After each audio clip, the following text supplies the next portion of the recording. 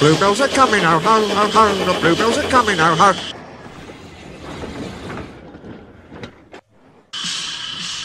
The bluebells are coming, oh ho, ho, ho, the bluebells are coming, oh ho. If you must sing, Percy, grumbled Douglas, can't you sing in tune? Anyway, our song's about Campbells, and mine's about bluebells. Then it's daft. Bluebells are flowers. Flowers can't come, they grow. My song isn't daft. Percy was indignant. It is, then. I ken fine about bluebells. We've a song called The Bluebells of Scotland. But, said Percy triumphantly, the bluebells of England are different. They're engines, and one of them's coming with his controller. Didn't you listen, he went on severely, to the fat controller telling us all about it? I was away. Oh dear, I couldn't understand it all, but engines on the other railway aren't safe now. Their controllers are cruel. They don't like engines anymore. They put them on cold, damp sidings. And then, Percy nearly sobbed, they cut them up. You're right there, agreed Douglas. If I hadn't escaped, I'd have been cut up too. It's all because of yon diesels. They're all devils, he added fiercely. Fair play, Douglas, reminded Percy. Some are nice. Look at Rusty and Daisy. Maybe so, answered Douglas. But I'd never trust one myself. But what I cannot understand is all your blether about bluebells. Well, the bluebells are kind people who want to save engines. They've made a place in England called the Bluebell Railway. Engines can escape there and be safe. Like me winning away here. Yes, Percy went on, just like that. If they're old or ill, a fitter makes them well. They can have their own special colours, all the coal and water they need, and pull trains too. That's braw hearing, said Douglas with feeling. The fat controller says Stepney was the first engine to escape there, so he's asked him to visit us and bring his controller. But, objected Douglas, how about yon diesels? Mightn't they catch him on the way? We thought so too, said Percy. But the fat controller says there's no danger of that. Stepney's a match for any diesel. Besides, his controller will take care of him. He's a brave engine for all that, said Douglas admiringly. Fancy fighting his way through all those diesels just to see us. Look, squeaked Percy, the station's crowded. Silly, how can I look? Unless I be a corkscrew. Why have they all come? There's no train. But Percy was wrong. The signal dropped, and from far away an engine whistled. A gleam of yellow shone through the bridge girders. Here he comes, yelled Douglas. Boop, boop, beep, beep, boop, boop. The two engines whistled excitedly in welcome. Peep, peep, replied Stepney, as with passengers and people waving and cheering, he puffed proudly through the junction on the last stage of his long journey.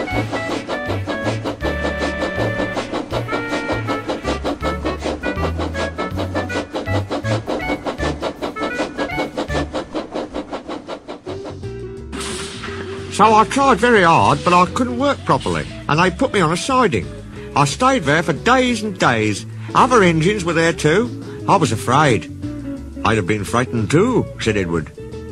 But then some workmen came, they mended me, and even gave me a coat of paint. I couldn't understand it till my driver came. He was very pleased. Stepney, you lucky old engine, he said, you've been saved. The Bluebell Railway has bought you. What a lovely surprise, smiled Edward. Have they saved other engines besides you, he asked. Oh, yes, answered Stepney. You'd like our Bluebell and Primrose. They're twins, he chuckled, and it's like as two peas. They only had numbers at first. Bluebell is 323 and Primrose is 27. They were very pleased when our controller gave them names. Some say he was wrong to do it. It certainly made them cocky, but they do work hard, and I think our controller was right. All engines ought to have names.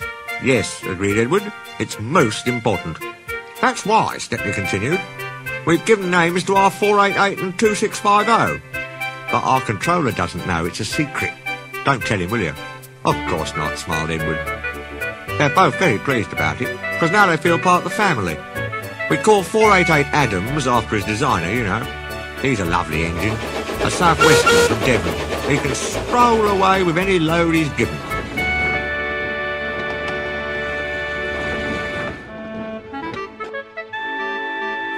Cromford, who's 2650, has been pulling trucks up high peaks in Derbyshire. He's tough, is Cromford. He had to be for that job. Captain Baxter's tough too, Stepney went on. And rather rude. But he's worked in a quarry, and you know what that does to an engine's language and manners. I do indeed, said Edward gravely. He's a good sort, really, said Stepney. I like him. We both miss our work with trucks. He paused. I oughtn't to say this, he went on, after everyone's been so kind, but our line is very short. I never get any good runs now. I miss them dreadfully. Never mind, smiled Edward. Perhaps you'll get some while you're here. Stepney said goodbye to Edward, and then returned to the big station. There he helped Duck shut the yard. They were soon great friends and enjoyed their afternoon together.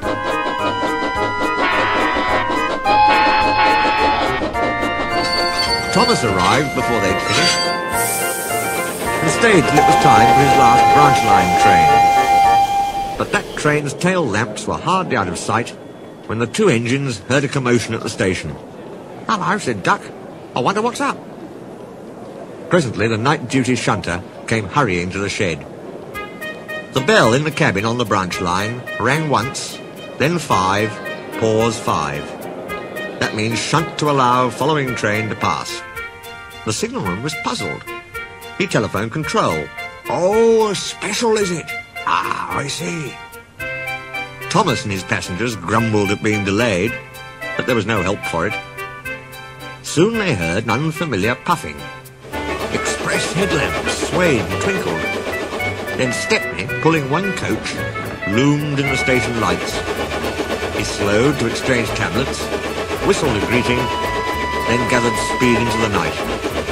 Well, that's my boiler, said Thomas the tank engine. Shunted, fumed Thomas next morning. On my own branch too. It's a disgrace. I'm sorry, said Stepney. I was a special, he explained. Why? An important passenger came after you'd gone. He said he must get home and ordered a special. Don't kindly let me take it.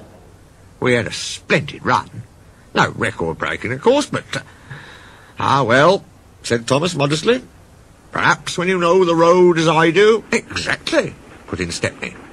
You're such an expert. Thomas, flattered, forgot he was cross, and told Stepney all about his branch line. You are very lucky engines, said Stepney. Your branch has got everything. It's long enough to give you a good run, and you have plenty of passengers.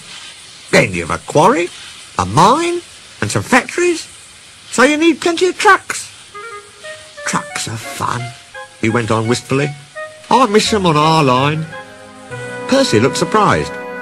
You can take mine and welcome this morning, he said. So they asked permission, and then went off to collect them.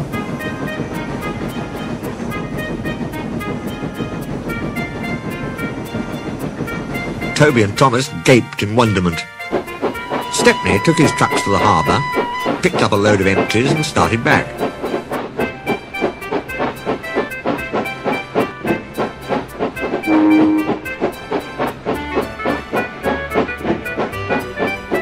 On the way, they were stopped by a signal near a cricket field, where a match had just started.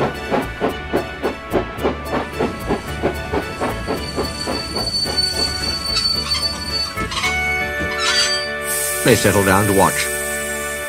Presently, some fielders came towards them and waved. "Could you move, please?" they asked. "Your last few trucks are behind the bowler's arm." "Sorry," smiled the driver. "Will this do?" And he eased Stepney forward till he stood under the signal. The cricketers shouted their thanks, and play started again. The batsman hit out, and soon a skyer towered towards the train. Clunk! Down went the signal. There was another clunk too, as the ball fell on the train, but neither driver nor fireman heard it. They were too busy. "Stop!" yelled the fieldsman, but Stepney's noisy starting drowned their shouts. Come along! He puffed to the trucks and left the frantic fieldsman behind. "Our one and only ball," they said sadly. 4 of them piled into an ancient car. "Wake up, Caroline," they said.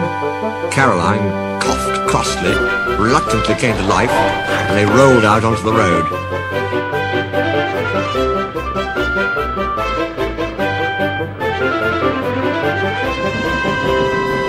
Stepney wasn't hurrying.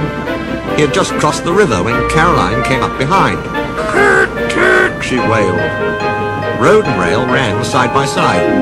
The cricketers waved and shouted, but they were too far away for the fireman to recognise them, or hear clearly what they said. "The great jokers want a race," remarked the driver. "They can have one." He advanced his regulator, and Stepney drew ahead. Poor Caroline wasn't happy. She rattled along at twice her usual speed. "Master shouldn't treat me like this," she grumbled. "This place is too hot for my system. It'll fuse all my circuits." "Hurrah!" she exclaimed. "That silly train has run into a hole, so we can't catch it. Now Master will have to be sensible and go home." But Master didn't go home. Caroline nearly boiled with fury when he made her climb a steep hill and run down to the station on the other side. Caroline arrived just as Stepney had shunted the trucks. His crew were going off duty. The cricketers explained what had happened. The driver and fireman were surprised. "Did you say the 3rd truck from the van?" they asked. They all went and looked. The ball was there, nestling under some straw. "Oh, we're very sorry," the driver said. "Never mind, you couldn't help it. Now we must get back quickly." "That's just it," said the driver. "You'll never be quick in Caroline. She looks worn out." "Wait a minute," he went on. "I've got a plan." Stepney watched from a siding while driver, fireman and guard sat in the pavilion. There were no more lost balls, and the game was played to an exciting finish. Even Caroline was pleased. She doesn't think trains silly now. "They have their uses," she says. "They can save the wear on a poor car's wheels."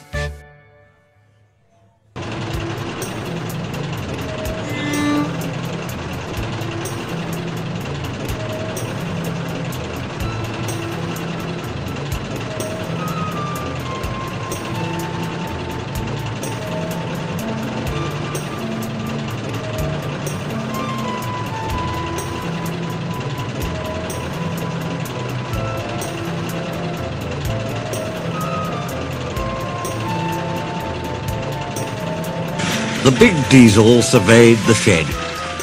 "Not bad," he said. "I've seen worse. At least you're all clean." The engines gaped. "It's not your fault," he went on, "but you're all out of date. Your controller should scrap you. Get engines like me. A fill of oil, a touch on the starter, and I'm off, with no bother, no waiting. They have to fuss around you for hours before you're ready." At last the engines found their voices. An inspector had to come and stop the noise. They held an indignation meeting early next morning round the turntable. "Disgraceful," rumbled Gordon. "Disgusting," said James. "Despicable," spluttered Henry. "To say such things to us," burst out Donald and Douglas. "It's to teach him a lesson we'd be wanting." But no one had any good ideas, and at last they all went off to work except for Duck and Stepney. "Never mind," said Duck. "We'll be sure to think of something." "We'll have to be quick then," warned Stepney. But their chance came sooner than expected. Diesel purred comfortably. He was being warmed up well before time. An inspector watched a fitter making adjustments. The wind tugged at the inspector's hat. The fitter replaced the air intake cover. "OK, mate," he said. Diesel saw his coaches waiting at the platform. He rolled proudly towards them. "Look at me, Duck and Stepney," he purred. "Now I'll show you something." He advanced a few yards, then suddenly he coughed, faltered, choked, and stopped. The inspector, meanwhile, had seen nothing of this. He was looking for his hat. "Can we help you at all?" asked Duck and Stepney sweetly.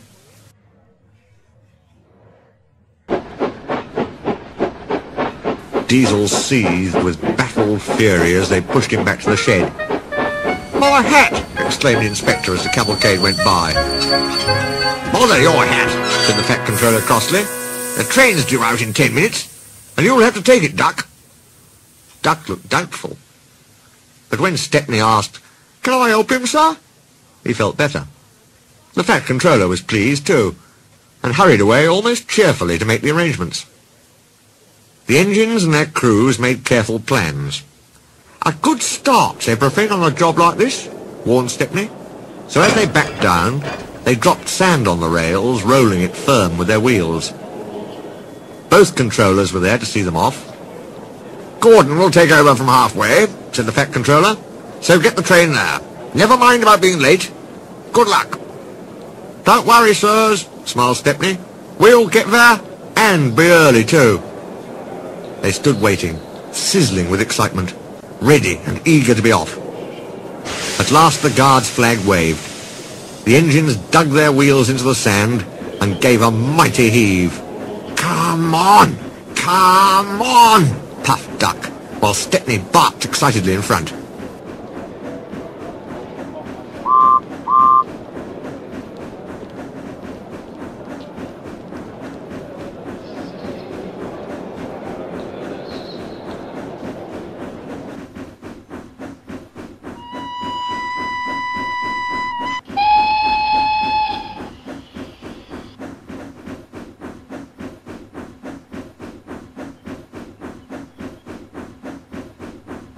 Moving carefully over the points, they reached the open line.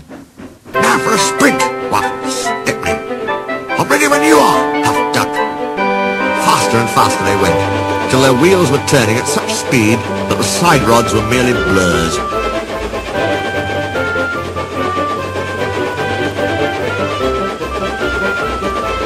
Under clear signals, they whizzed through Edward Station and charged at Gordon's Hill beyond. They felt the drag of their 15 coaches here. It was hard work. But once over the top, the last 10 miles were plain running.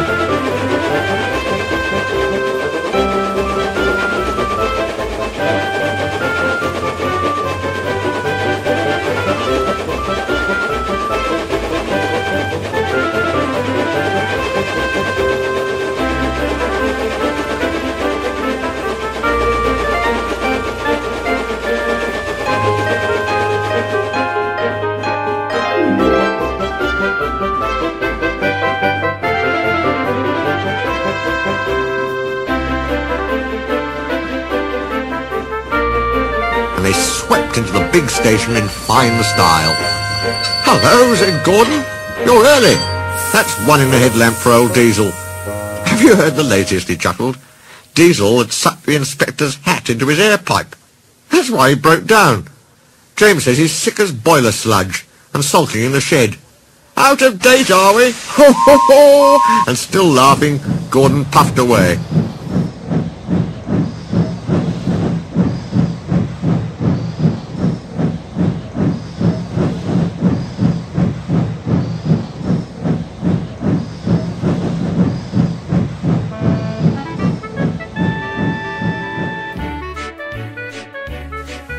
Everyone was sad next day when Stepney had to go. All the engines who could came to see him off. The Fat Controller made a speech, and so did Stepney's controller. Donald and Douglas made everyone sing Old Lang Syne, and then Stepney and his controller puffed off to a chorus of cheers and whistles. "Goodbye, Stepney, come again, goodbye, goodbye."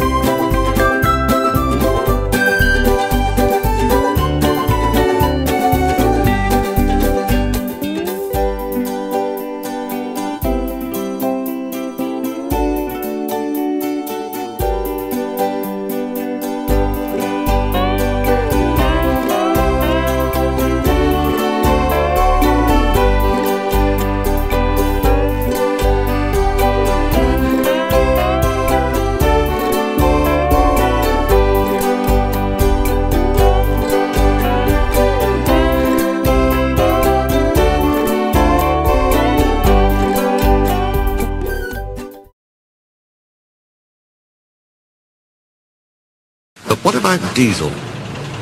He'd slipped away the night before.